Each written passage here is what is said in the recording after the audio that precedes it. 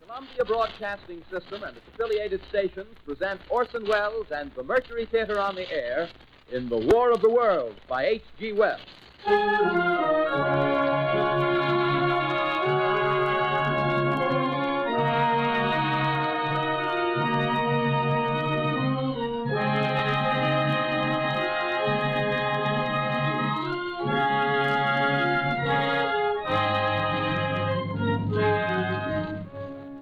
Ladies and gentlemen, the director of the Mercury Theater and star of these broadcasts, Orson Welles. We know now that in the early years of the 20th century, this world was being watched closely by intelligences greater than man's, and yet as mortal as his own. We know now that as human beings busied themselves about their various concerns, they were scrutinized and studied, perhaps almost as narrowly as a man with a microscope might scrutinize the transient creatures that swarm and multiply in a drop of water. With infinite complacence, people went to and fro over the earth about their little affairs, serene in the assurance of their dominion over this small, spinning fragment of solar driftwood, which by chance or design, man has inherited out of the dark mystery of time and space.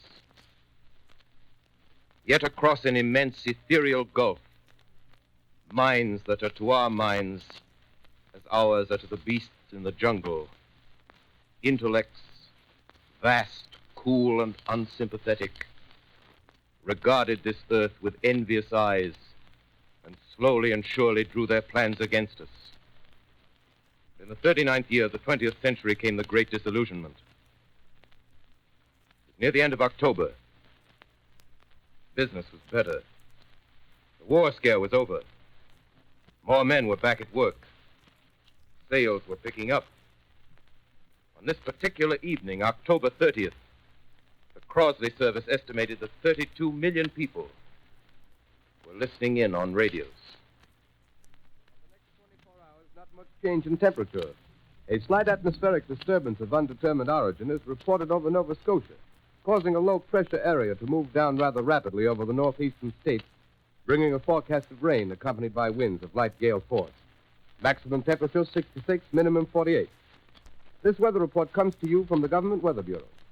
We take you now to the Meridian Room in the Hotel Park Plaza in downtown New York, where you will be entertained by the music of Raymond Raquello and his orchestra.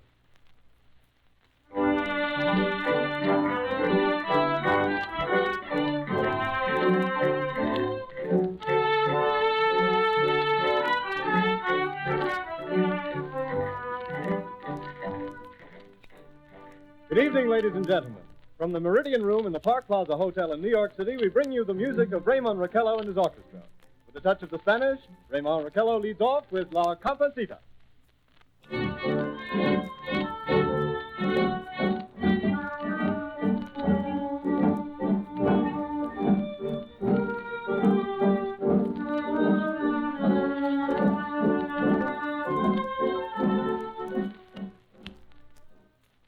Ladies and gentlemen, we interrupt our program of dance music to bring you a special bulletin from the Intercontinental Radio News.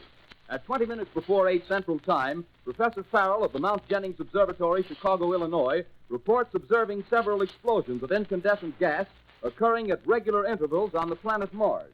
The spectroscope indicates the gas to be hydrogen and moving toward the Earth with enormous velocity.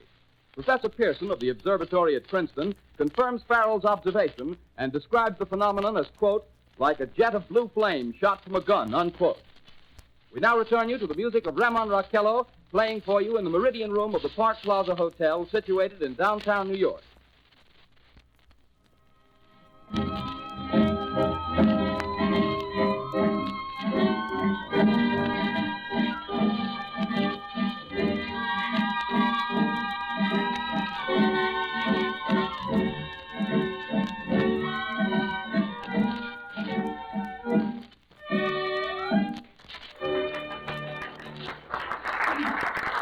And now a tune that never loses favor, the ever-popular Stardust, Raymond Raquello and his orchestra.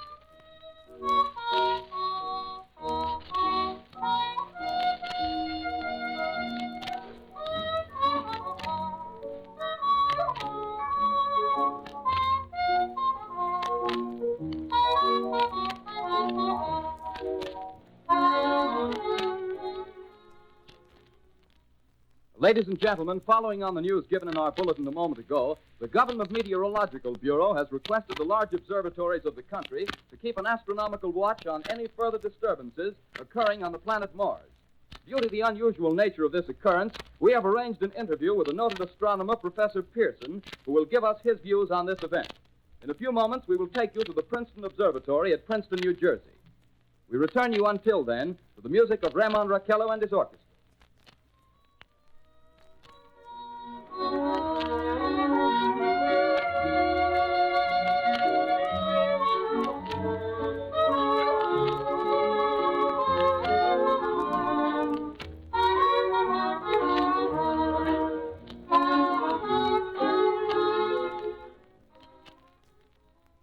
We are ready now to take you to the Princeton Observatory at Princeton, where Carl Phillips, our commentator, will interview Professor Richard Pearson, famous astronomer.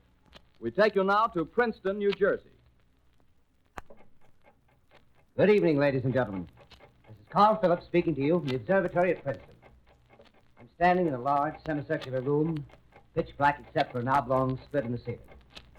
Through this opening, I can see a sprinkling of stars that cast a kind of frosty glow over the intricate mechanism of the huge telescope. The ticking sound you hear is the vibration of the clockwork. Professor Pearson stands directly above me on a small platform, peering through the giant lens. I'll ask you to be patient, ladies and gentlemen, during any delay that may arise during our interview. Besides the ceaseless watch of the heavens, Professor Pearson may be interrupted by telephone or other communications. During this period, he is in constant touch with the astronomical centers of the world. Professor, may I begin our questions? At any time, Mr. Phillips. Professor, would you please tell our radio audience exactly what you see as you observe the planet Mars through your telescope? Nothing unusual at the moment, Mr. Phillips. A red disk swimming in the blue sea. Transverse stripes across the disk.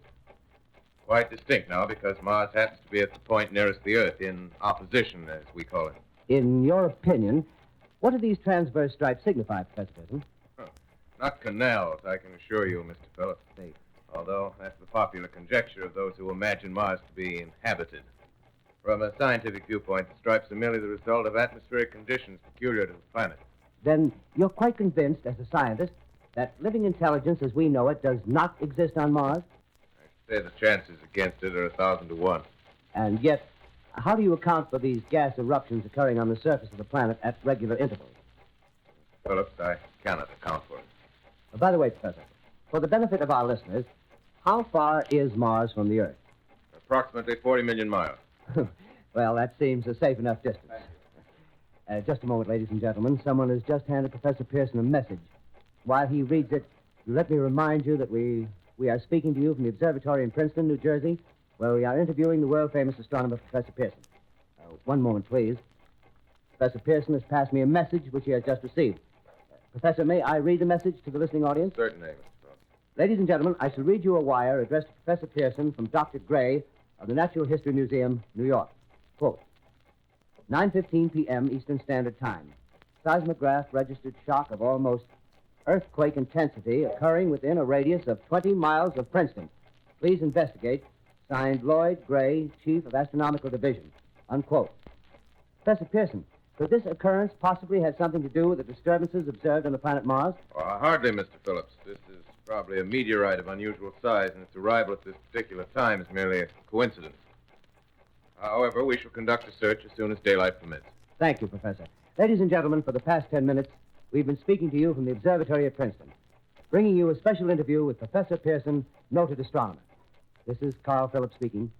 We are returning you now to our New York studio.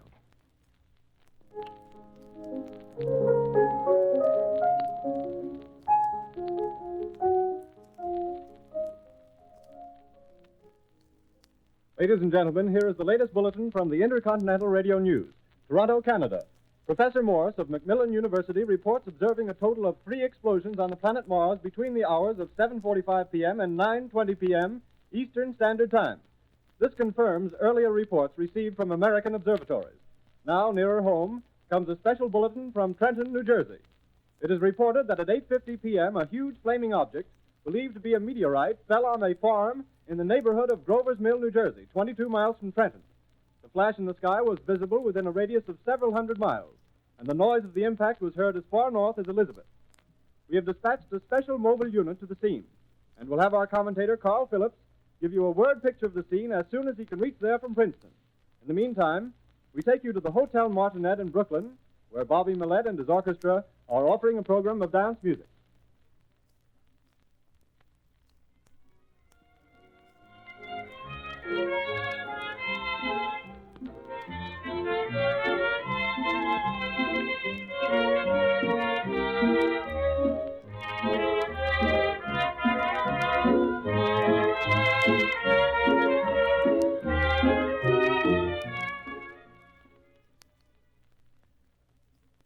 We take you now to Grover's Mill, New Jersey.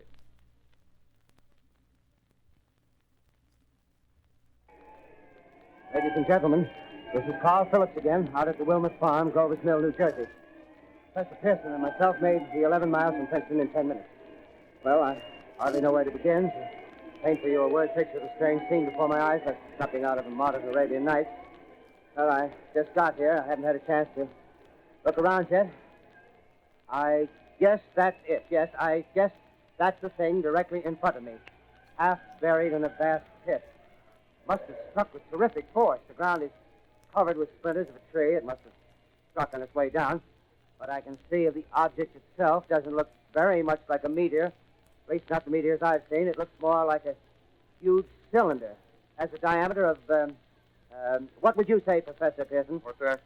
What would you say, what's the diameter of this? About 30 yards. About 30 yards. The metal on the sheath is, well, I've never seen anything like it. The color is sort of yellowish white. Its curious spectators now are pressing close to the object in spite of the efforts of the police to keep them back. Getting in front of my line of vision. Would you mind standing one side, please? While the police are pushing the crowd back. Here's Mr. Wilmot, owner of the farm here. He may have some interesting facts to add. Mr. Wilmot, would you please tell the radio audience as much as you remember of this rather unusual visitor that dropped in your backyard? A step closer, please. Ladies and gentlemen, this is Mr. Wilmot. Well, I was listening to the radio. Closer and louder, please. Pardon me? Louder, please, closer. Yes. I was listening to the radio and kind of drowsing. That professor fellow was talking about Mars, so I was half chosen and half... Yes, Mr. Wilmot, and then what happened? Well, as I was saying, I was listening to the radio, kind of halfway. Yes, Mr. Wilmot, and then you saw something. Well, not first off. I heard something. And what did you hear? A hissing sound like this. Kind of like a 4th of July rocket. Yes, then what? I turned my head out the window and would have sworn I was asleep and dreaming. Yes? I seen a kind of greenish streak and then zingo. Something smacked the ground, knocked me clear out of my chair. Well, were you frightened, Mr. Wilmot? Well, I ain't quite sure. I reckon I was kind of riled. Well, thank you, Mr. Wilmot. Thank you very much. Yeah, you want me to No, talk that's some quite more? all right. That's plenty. Ladies and gentlemen, you've just heard Mr. Wilmot, owner of the farm where this thing has fallen. I wish I could convey the atmosphere, the background of this fantastic scene. Hundreds of cars are parked in a field in back of us, and the police are trying to rope off the roadway leading into the farm, but it's no use. They're breaking right through. The car's headlights throw an enormous spotlight on the pit where the object's half buried. Now, some of the more daring souls now are venturing near the edge. Their silhouettes stand out against the metal sheen. One man wants to touch the thing. He's having an argument with the policeman. Now, the policeman wins. Now, ladies and gentlemen, there's something I haven't mentioned in all this excitement, but it's becoming more distinct. Perhaps you've caught it already on your radio. Listen, please. Do you hear it? It's a curious humming sound that seems to come from inside the object. I'll move the microphone nearer. Here. Now, we're not more than 25 feet away. Can you hear it now? Professor Pearson. Yes, Mr. Can you tell us the meaning of that scraping noise inside the thing? Possibly the unequal cooling of its surface. I say, do you still think it's a meteor, Professor? I don't know what to think. The metal casing is definitely extraterrestrial. Not found on this Earth. Friction with the Earth's atmosphere usually tears holes in a meteorite. This thing is smooth, and you can see it's cylindrical Just a minute. shape. Something's happening. Ladies and gentlemen, this is terrific. This end of the thing is beginning to flake off. The top is beginning to rotate like a screw, and the thing must be hollow. Move it! Keep back there! Keep back there! Keep those men back! Keep back there! Keep those idiots back! Keep Ladies, off! The top floor. Look out there!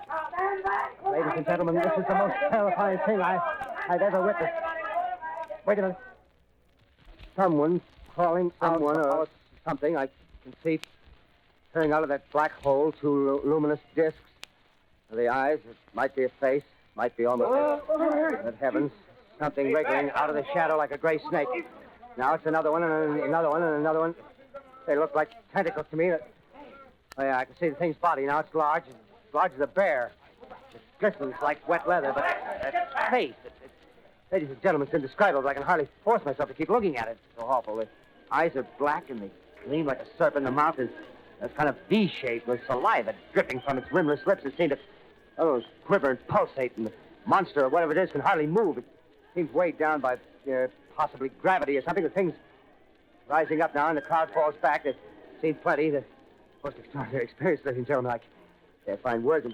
Well, I'll pull this microphone with me as I talk. I'll have to stop the description until I can take a new position. Hold on, will you, please? I'll be right back in a minute.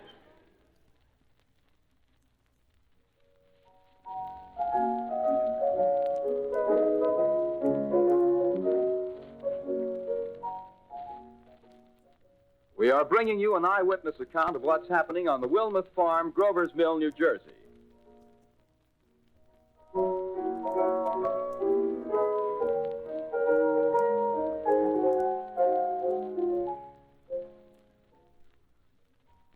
We now return you to Carl Phillips at Grover's Mill. Ladies and gentlemen, am I on? Ladies and gentlemen, here I am, back of a stone wall that adjoins Mr. Wilmuth's garden. From here, I get a sweep of the whole scene. I'll give you every detail as long as I can talk and as long as I can see. There's more state police have arrived. They're drawing up a cordon in front of the pit. About 30 of them. No need to push the crowd back now. They're willing to keep their distance. The captain's conferring with someone. Can't quite see who. Oh, yes, I believe it's Professor Pearson.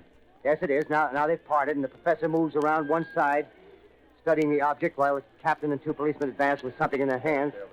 I can see it now. It's a white handkerchief tied to a pole. Flag of truce. If those creatures know what that means, what anything means. Wait a minute, something's happening. Humped shape is rising out of the pit. I can make out a small beam of light against a mirror. What's that? There's a jet of flame springing from the mirror, and it leaps right at the advancing men. It strikes them head on. Lord, they're turning into flames. Now the whole field's caught up by the woods, the barns, the gas tanks of the automobiles spreading everywhere. It's coming this way now, about 20 yards to my right.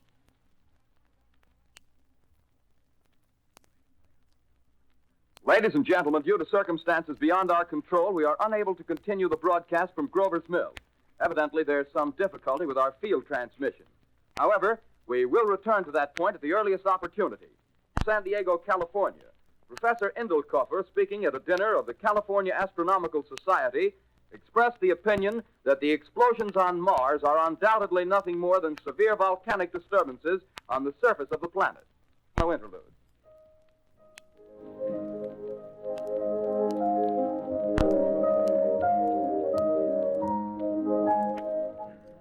Ladies and gentlemen, I've just been handed a message that came in from Grover's Mill by telephone. Just one moment, please. At least 40 people, including 6 state troopers, lie dead in a field east of the village of Grover's Mill, their bodies burned and distorted beyond all possible recognition. The next voice you hear will be that of Brigadier General Montgomery Smith, commander of the state militia at Trenton, New Jersey. I have been requested by the governor of New Jersey to place the counties of Mercer and Middlesex as far west as Princeton and east to Jamesburg under martial law. No one will be permitted to enter this area except by special pass issued by state or military authorities. 4 companies of state militia are proceeding from Trenton to Grover's Mill and will aid in the evacuation of homes within the range of military operations. Thank you. You have just been listening to General Montgomery Smith, commanding the state militia at Trenton. In the meantime, further details of the catastrophe at Grover's Mill are coming in. The strange creatures, after unleashing their deadly assault, crawled back in their pit and made no attempt to prevent the efforts of the firemen to recover the bodies and extinguish the fire. The combined fire departments of Mercer County are fighting the flames which menace the entire countryside. We have been unable to establish any contact with our mobile unit at Grover's Mill, but we hope to be able to return you there at the earliest possible moment. In the meantime, we take you to... Just one moment, please. Ladies and gentlemen, I have just been informed that we have finally established communication with an eyewitness of the tragedy. Professor Pearson has been located at a farmhouse near Grover's Mill, where he has established an emergency observation post. As a scientist, he will give you his explanation of the calamity. The next voice you hear will be that of Professor Pearson, brought to you by direct wire. Professor Pearson. Of the creatures in the rocket cylinder at Grover's Mill, I can give you no authoritative information, either as to their nature, their origin, or their purposes here on Earth. Of their destructive instrument, I might venture some conjectural explanation. For want of a better term, I shall refer to the mysterious weapon as a heat ray. It's all too evident that these creatures have scientific knowledge far in advance of our own. It's my guess that in some way they are able to generate an intense heat in a chamber of practically absolute non-conductivity. This intense heat they project in a parallel beam against any object they choose by means of a polished parabolic mirror of unknown composition, much as the mirror of a lighthouse projects a beam of light. That is my conjecture of the origin of the heat ray. Thank you, Professor Pearson. Ladies and gentlemen, here is a bulletin from Trenton. It is a brief statement informing us that the charred body of Carl Phillips has been identified in a Trenton hospital. Now, here's another bulletin from Washington, D.C. The Office of the Director of the National Red Cross reports 10 units of Red Cross emergency workers have been assigned to the headquarters of the state militia, stationed outside of Grover's Mill, New Jersey. Here's a bulletin from State Police, Princeton Junction. The fires at Grover's Mill and vicinity are now under control. Scouts report all quiet in the pit, and there is no sign of life appearing from the mouth of the cylinder. Now, ladies and gentlemen, we have a special statement from Mr. Harry McDonald, Vice President in charge of operations. We have received a request from the state militia of Trenton to place at their disposal our entire broadcasting facilities.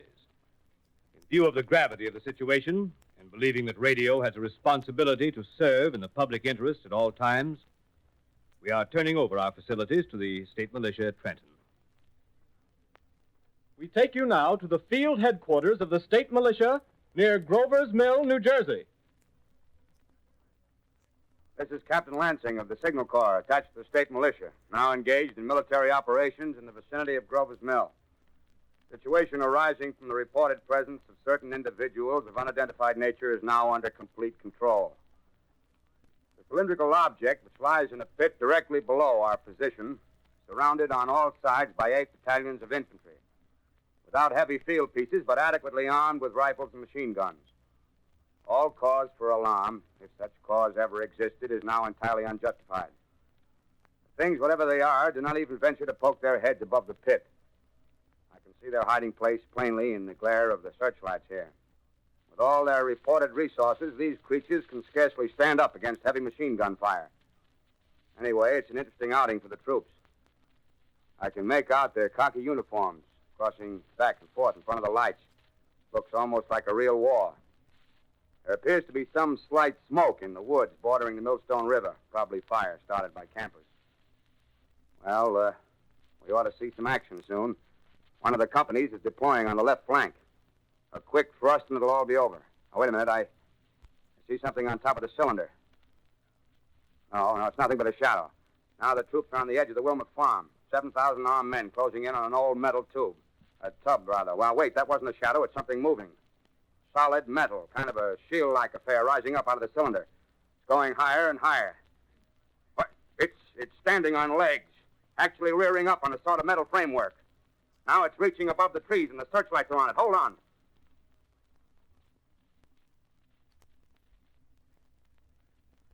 Ladies and gentlemen, I have a grave announcement to make. Incredible as it may seem, both the observations of science and the evidence of our eyes lead to the inescapable assumption that those strange beings who landed in the Jersey farmlands tonight are the vanguard of an invading army from the planet Mars. The battle which took place tonight at Grover Mills has ended in one of the most startling defeats ever suffered by an army in modern times. 7,000 men armed with rifles and machine guns pitted against a single fighting machine of the invaders from Mars. 120 known survivors. The rest strewn over the battle area from Grover's Mill to Plainsboro, crushed and trampled to death under the metal feet of the monster, or burned to cinders by its heat ray. The monster is now in control of the middle section of New Jersey and has effectively cut the state through its center. Communication lines are down from Pennsylvania to the Atlantic Ocean. Railroad tracks are torn and service from New York to Philadelphia discontinued, except routing some of the trains through Allerton and Phoenixville. Highways to the north, south, and west are clogged with frantic human traffic. Police and army reserves are unable to control the mad flight. By morning, the fugitives will have swelled Philadelphia, Camden, and Trenton. It is estimated to twice their normal population. Martial law prevails throughout New Jersey and eastern Pennsylvania. At this time, we take you to Washington for a special broadcast on the national emergency. The Secretary of the Interior. Citizens of the nation, I shall not try to conceal the gravity of the situation that confronts the country, nor the concern of your government in protecting the lives and property of its people. However, I wish to impress upon you, private citizens and public officials, all of you, the urgent need of calm and resourceful action. Fortunately, this formidable enemy is still confined to a comparatively small area, and we may place our faith in the military forces to keep them there. In the meantime, placing our faith in God, we must continue the performance of our duties, each and every one of us, so that we may confront this destructive adversary with a nation united, courageous, and consecrated to the preservation of human supremacy on this earth. I thank you. You have just heard the Secretary of the Interior speaking from Washington. Bulletins too numerous to read are piling up in the studio here. We're informed that the central portion of New Jersey is blacked out from radio communication due to the effect of the heat ray upon power lines and electrical equipment. Here's a special bulletin, New York. Cables have been received from English, French, and German scientific bodies offering assistance. Astronomers report continued gas outbursts at regular intervals on the planet Mars. The majority voiced the opinion that the enemy will be reinforced by additional rocket machines. There have been several attempts made to locate Professor Pearson of Princeton, who has observed Martians at close range. It is feared he was lost in the recent battle. Langham Field, Virginia. Scouting planes report 3 Martian machines visible above treetops, moving north toward Somerville with population fleeing ahead of them. The heat ray is not in use, although advancing at express train speed, invaders pick their way carefully. They seem to be making a conscious effort to avoid destruction of cities and countryside. However, they stop to uproot power lines, bridges, and railroad tracks. Their apparent objective is to crush resistance, paralyze communication, and disorganize human society. Here is a bulletin from Basking Ridge, New Jersey. Coon hunters have stumbled on a second cylinder similar to the first, embedded in the great swamp 20 miles south of Morristown. Army field pieces are proceeding from Newark to blow up the second invading unit before the cylinder can be opened and the fighting machine rigged. They are taking up a position in the foothills of Watchung Mountains. Another bulletin from Langham Field, Virginia. Scouting planes report enemy machines, now 3 in number, increasing speed northward, kicking over houses and trees in their evident haste to form a conjunction with their allies south of Morristown. Machines also sighted by telephone operator east of Middlesex, within 10 miles of Plainfield. Here's a bulletin from Winston-Field, Long Island. A fleet of Army bombers carrying heavy explosives flying north in pursuit of enemy. Scouting planes act as guides. They keep the speeding enemy in sight. Just a moment, please, ladies and gentlemen.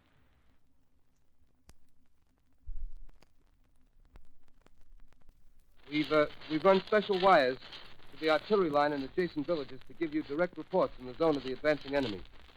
First, we take you to the battery of the 22nd Field Artillery, located in the Watchung Mountains. Range 32 meters. 32 meters. Projection 39 degrees. 39 degrees. Fire. 140 yards to the right, sir. Shift range 31 meters. 31 meters. Projection 37 degrees. 37 degrees. Fire.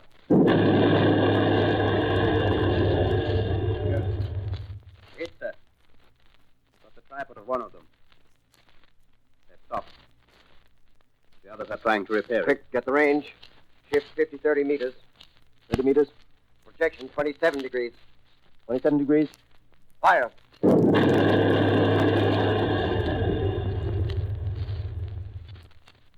see the shell land, sir. Letting off a smoke. What is it? Black smoke, sir. Moving this way. Flying close to the ground. Moving fast. Put on gas masks. Get ready to fire. Shift to 24 meters. 24 meters. Projection 24 degrees. 24 degrees. Fire.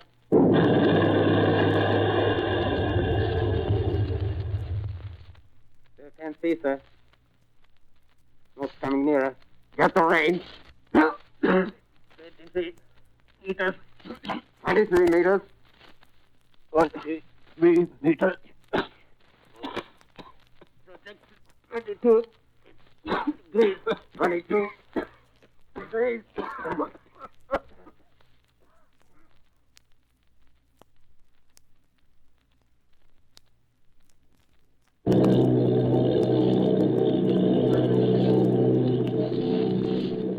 Army bombing plane B-843 off Bayonne, New Jersey. Lieutenant Vogt, commanding 8 bombers, reporting to Commander Fairfax, Langham Field. This is Vogt reporting to Commander Fairfax, Langham Field. Enemy tripod machines now in sight. Reinforced by 3 machines from the Morristown cylinder. 6 altogether. 1 machine partially crippled. Believed hit by shell from Army gun in Watchung Mountains. Guns now appear silent. A heavy black fog hanging close to the earth of extreme density, nature unknown. No sign of heat ray. Enemy now turns east, crossing Passaic River into the Jersey marshes. Another straddles the Pulaski Skyway. Evident objective is New York City. They're pushing down a high-tension power station. The machines are close together now, and we're ready to attack. Planes circling, ready to strike.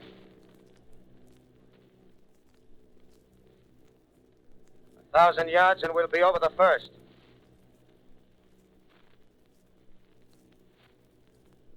$800 yards.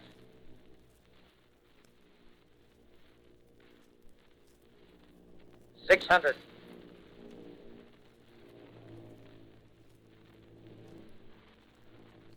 400. 200.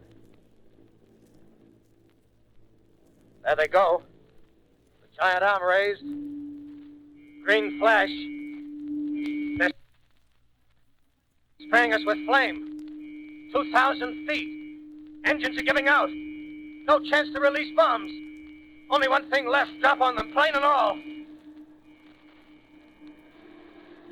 We're diving on the first one.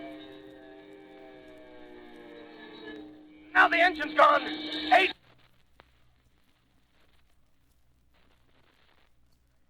This is Bayonne, New Jersey, calling Langham Field. This is Bayonne, New Jersey, calling Langham Field. Come in, please. This is Langham Field. Go ahead. 8 Army bombers in engagement with enemy tripod machines over Jersey Flats. Engines incapacitated by heat ray. All crashed. 1 enemy machine destroyed. Enemy now discharging heavy black smoke in direction of... This is Newark, New Jersey. This is Newark, New Jersey. Warning. Poisonous black smoke pouring in from Jersey marshes. Reaches South Street. Gas masks useless. Urge population to move into open spaces. Automobiles use routes 7, 23, 24. Avoid congested areas. Smoke now spreading over Raymond Boulevard.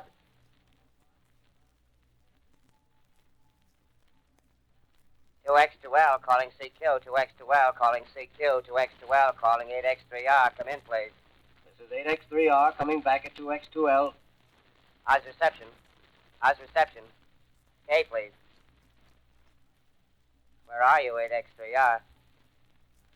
What's the matter? Where are you?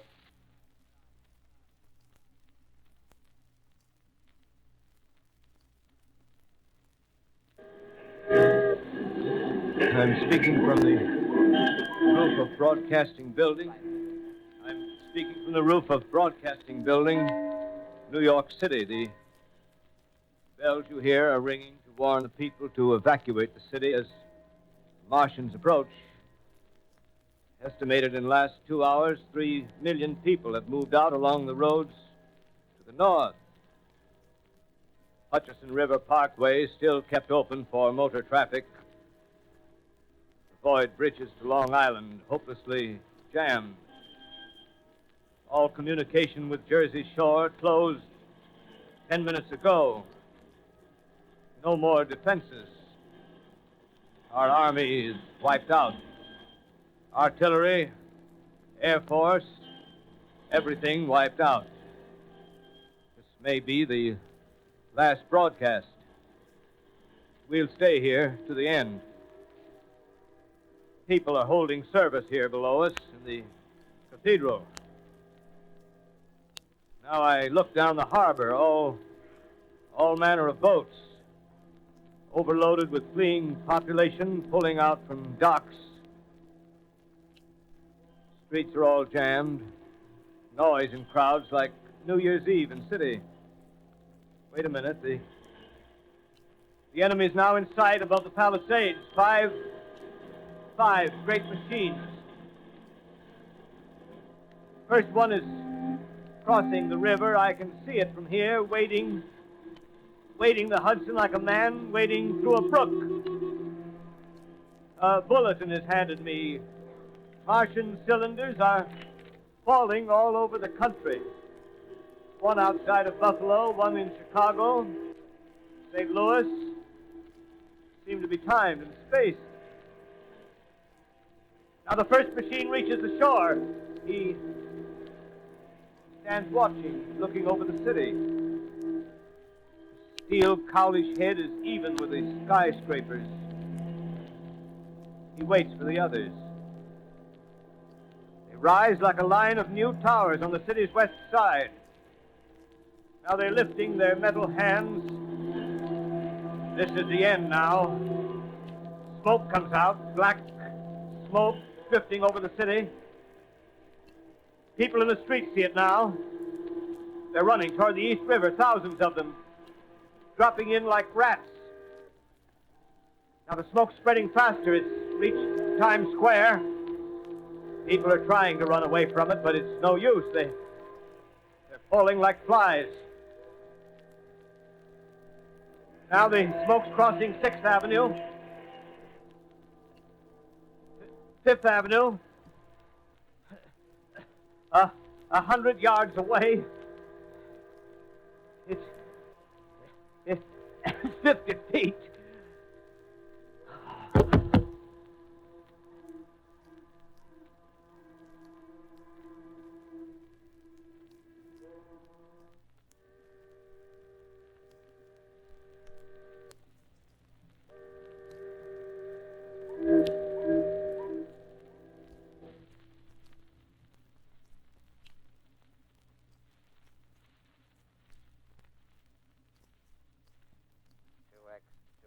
Calling CQ. 2X2L calling CQ. 2X2L calling CQ, New York. Isn't there anyone on the air? Isn't there anyone on the air? Isn't there anyone? 2X2L.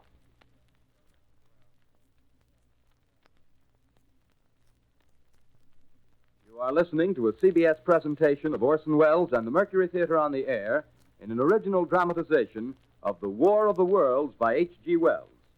The performance will continue after a brief intermission. This is the Columbia Broadcasting System.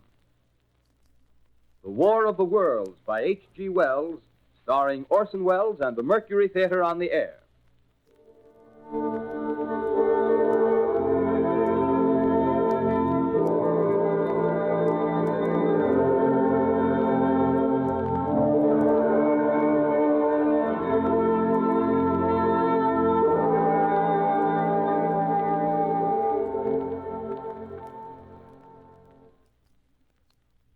I set down these notes on paper. I'm obsessed by the thought that I may be the last living man on Earth. I've been hiding in this empty house near Grover's Mill, a small island of daylight cut off by the black smoke from the rest of the world. All that happened before the arrival of these monstrous creatures in the world now seems part of another life. A life that has no continuity with the present. Furtive existence of the lonely derelict who pencils these words on the back of some astronomical notes bearing the signature of Richard Pearson. I look down at my blackened hand and I try to connect them with a professor who lives at Princeton and who, on the night of October 20th, glimpsed through his telescope an orange splash of light on a distant planet. My wife, my colleagues, my students, my books, my observatory, my world. Where are they? Did they ever exist? Am I Richard Pearson? What day is it? Do days exist without calendars? Does time pass when there are no human hands left to wind the clocks? Writing down my daily life, I tell myself I shall preserve human history between the dark covers of this little book that was meant to record the movements of the stars. But to write, I must live, and to live, I must eat. Find moldy bread in the kitchen and an orange not too spoiled to swallow. I keep watch at the window. Time to time, I catch sight of a Martian above the black smoke. The smoke still holds the house in its black coil, but at length there's a hissing sound, and suddenly I see a Martian mounted on his machine, spraying the air with a jet of steam as if to dissipate the smoke. I watch in a corner as his huge metal legs nearly brush against the house. Exhausted by terror, I fall asleep. Morning. Sun streams in the window. The black cloud of gas is lifted, and the scorched meadows to the north look as though a black snowstorm had passed over them. I venture from the house. I make my way to a road, no traffic. Here and there, a wrecked car, baggage overturned, a blackened skeleton. Push on north. For some reason, I feel safer trailing these monsters than running away from them. And I keep a careful watch. I've seen the Martians feed. Should one of their machines appear over the top of trees, I'm ready to fling myself flat on the earth. I come to a chestnut tree. October. Chestnuts are ripe. Fill my pockets. I must keep alive. 2 days I wander in a vague northerly direction through a desolate world. Finally, I notice a living creature. A small red squirrel in a beech tree. I stare at him and wonder. He stares back at me. I believe at that moment the animal and I shared the same emotion. The joy of finding another living being. Push on north. I find dead cows in a brackish field, and beyond the charred ruins of a dairy, the silo remains standing guard over the wasteland like a lighthouse, deserted by the sea. Astride the silo perches a weathercock. The arrow points north. North. Next day, I come to a city. City vaguely familiar in its contours, yet its buildings strangely dwarfed and leveled off as if a giant had sliced off its highest towers with a capricious sweep of his hand. Reached the outskirts, I found Newark. Newark, undemolished but humbled by some whim of the advancing Martians. Presently, with an odd feeling of being watched, I caught sight of something crouching in a doorway. I made a step towards it. It rose up and became a man. A man armed with a large knife. Stop. Where do you come from? I come from many places. A long time ago, from Princeton. Princeton. Near Grover's Mill. Yes. Grover's Mill. There's no food here. This is my country. All this end of town down the river. There's only food for one. Which way are you going? I don't know. I guess I'm looking for people. Hey, what was that? Did you hear something just then? No. Only a bird. A live bird. You get to know that birds have shadows these days. Say, we're in the open here.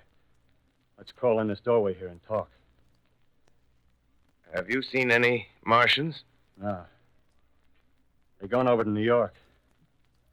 Night, the skies are alive with their lights, just as if people were still living in it. By daylight, you can't see them. 5 days ago, a couple of them carried something big across the flats from the airport. I think they're learning how to fly. Fly? Yeah, fly. Then it's all over with humanity. Stranger, there's still you and I. 2 of us left. They got themselves in solid. They wrecked the greatest country in the world. Those green stars, they're probably falling somewhere every night. They've only lost one machine. There isn't anything to do. We're done. We're licked. Where were you? You're in a uniform. Yeah, what's left of it. I was in the militia. National Guard. That's good. There wasn't any war.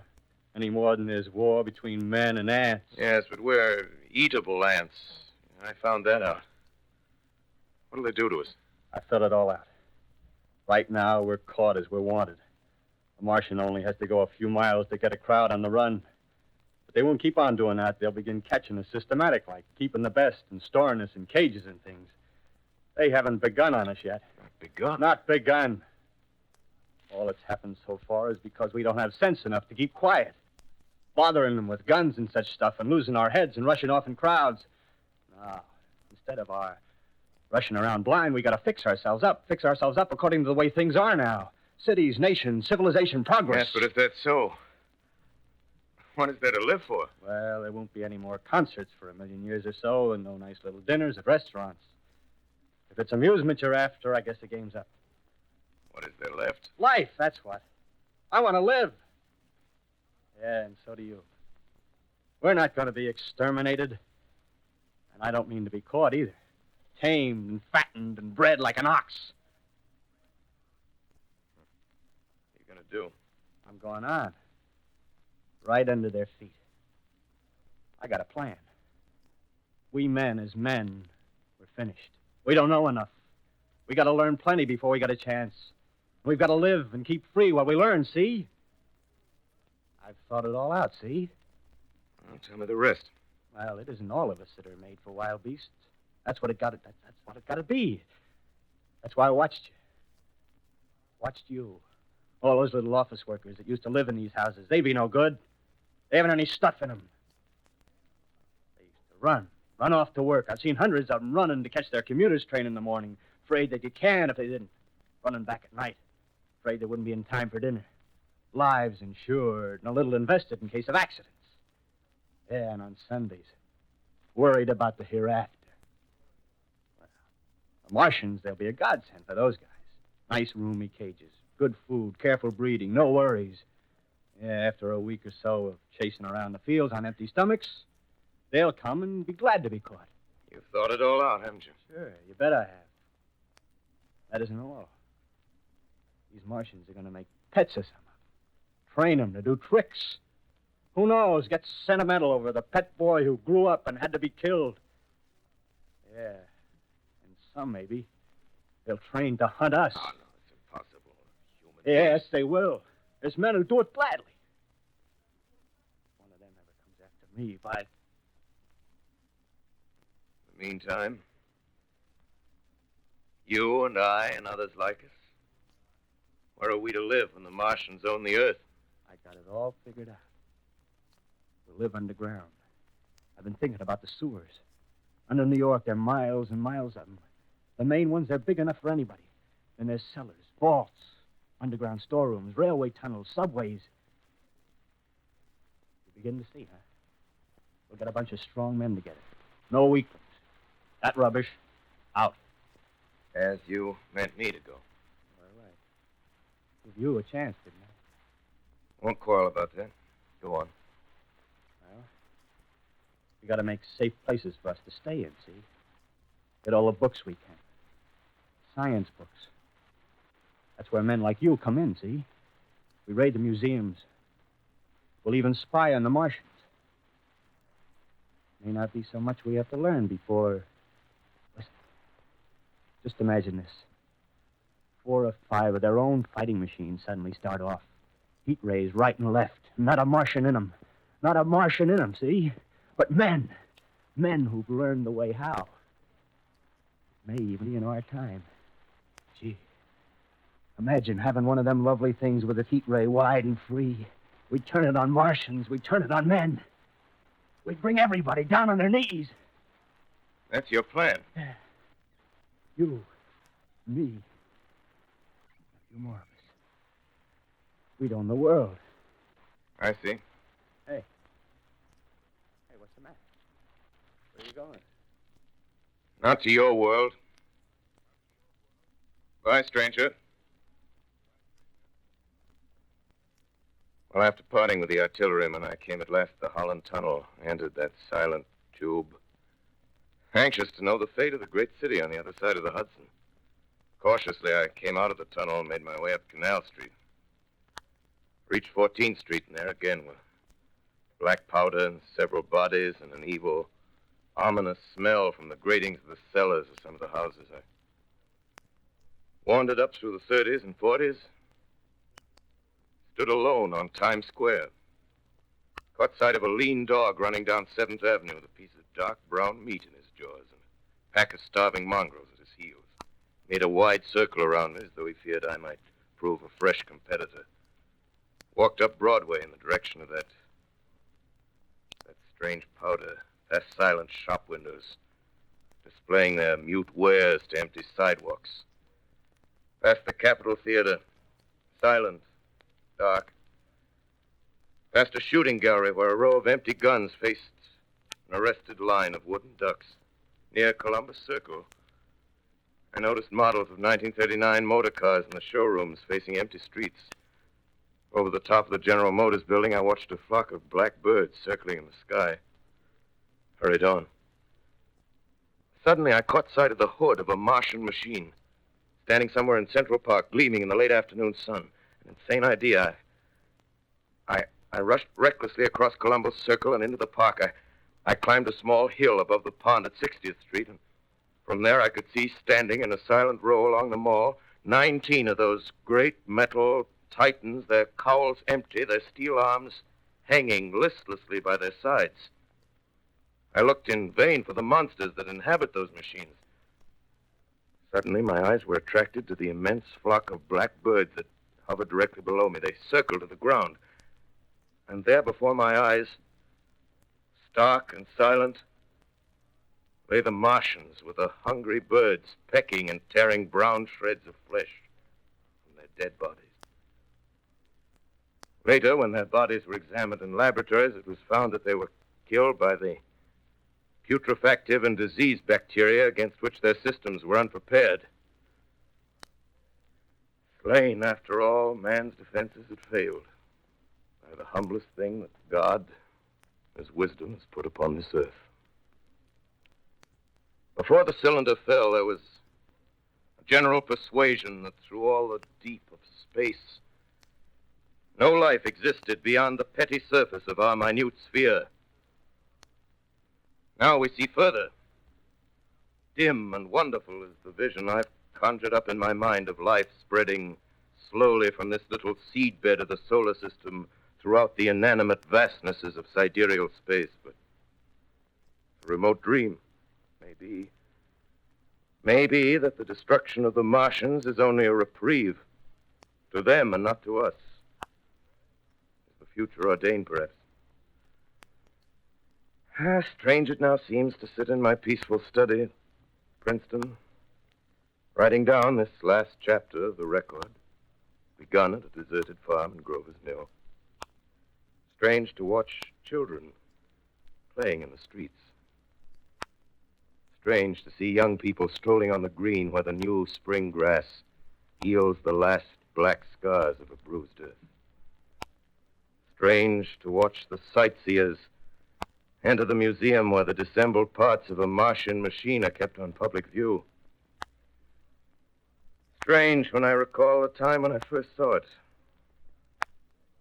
Bright and clean-cut, hard, and silent under the dawn of a day.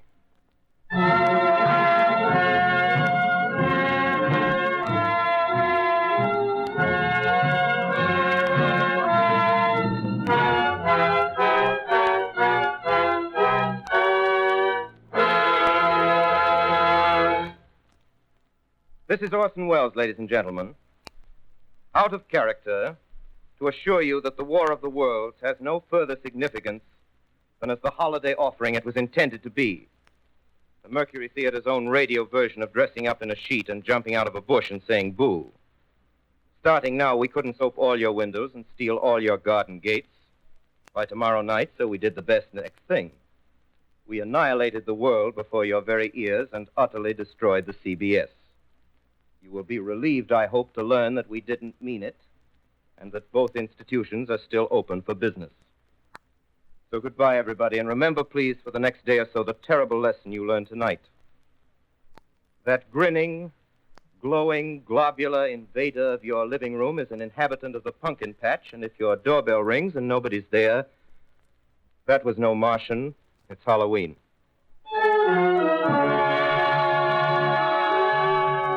Tonight, the Columbia Broadcasting System and its affiliated stations coast to coast has brought you The War of the World by H.G. Wells, the 17th in its weekly series of dramatic broadcasts featuring Orson Welles and the Mercury Theater on the air. Next week, we present a dramatization of 3 famous short stories. This is the Columbia Broadcasting System.